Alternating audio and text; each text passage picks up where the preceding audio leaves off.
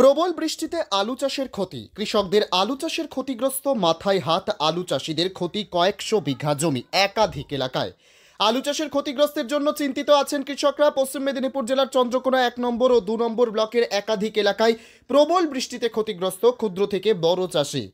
উপায় কি করবেন সেই চিন্তায় ভাবনায় অসহায় হয়ে ভেঙে পড়েছেন সবথেকে বেশি ক্ষুদ্র চাষিরা। শত শত বিঘে জমি পুনরায় নতুন করে আলু বীজ রোপণ করতে হচ্ছে।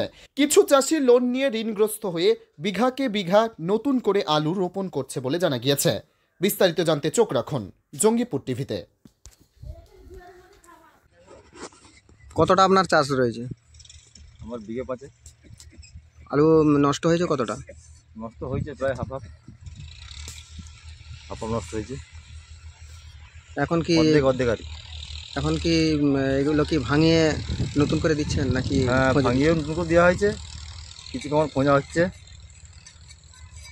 খোঁজা দেওয়া হচ্ছে। আপনার নাম? বাড়ি বাড়ি লক্ষ্মীপুর। আপনাদের কতটা চাষ আছে? 5.5 বিঘে 6 বিঘে চাষ করি। নষ্ট হয়েছে কতটা? নষ্ট বিঘে থেকে নষ্ট হয়ে যাবে। কোনো কিছু অনুদানও পাইছেন?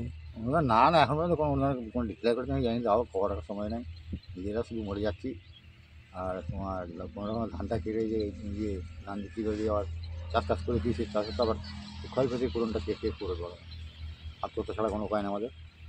যা অবস্থা, যদি আলুর দাম না পাই তাহলে আমাদেরকে আত্মহত্যা করতেই হবে। আপনার নাম? আমার নাম অজিত বাড়ি লক্ষ্মীপুর। চাষি আমার বিঘে 4 চাষ, পুরো জমিটাই লাগানো হয়ে গেল, কিন্তু এখন দেখা যাচ্ছে যে 4 বিঘের মধ্যে হয়তো আমার 1.5-2 বিঘে ভাঙাতে হয়েছে, আর 2 বিঘের মতো খুঁজতে হচ্ছে। যে এরকম পরিস্থিতি, সে আর বীজ কেনার পয়সা নাই, বাধ্য হয়ে খুঁজতে হচ্ছে। এইসব নিজেদের মধ্যেই করতে হচ্ছে, কিছু করার নাই। লেবার যে করবো তারও পয়সা পর্যন্ত পাওয়া যাচ্ছে না। আর কী করে সম্ভব হবে? খাবার ধান বিক্রি করে এইসব যদি চাষ করতে হয়, সরকার যদি আমাদেরকে একটু সাহায্যের হাত বাড়িয়ে না দেয়, তাহলে আমরা কি করে চাষ করব এবং পরবর্তী দিনে বেঁচে থাকবো? কি চাইছেন? যে লোন করেছেন, লোনটা ছাড় হলে ভালো। লোন করেছি, ব্যাংকে লোন আছে, সমবায়ে লোন আছে। যদি লোন টোনগুলো যদি কিছু ছাড় করে দিয়ে যায়, তাহলে আমরা হয়তো কিছুটা সুফল লাভ করতে পারবো।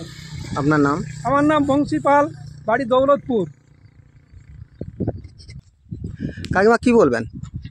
আমরা তো ক্ষুদ্র চাষি, সব জিনিস লোন করে করে আমাদের তো চাষ করা হয়েছে, কিন্তু চাষের যদি না টাকা পয়সা পাই, না পাই, লোন ছাড় চাইছেন? ছাড় দিতে হবে, নাহলে আমরা বাঁচবো কী করে? আমাদেরকে তো এবারে মরণের দিকে পথ আগাতে হবে। কাকিমা আপনার নাম? মিতা পাল, দৌলত।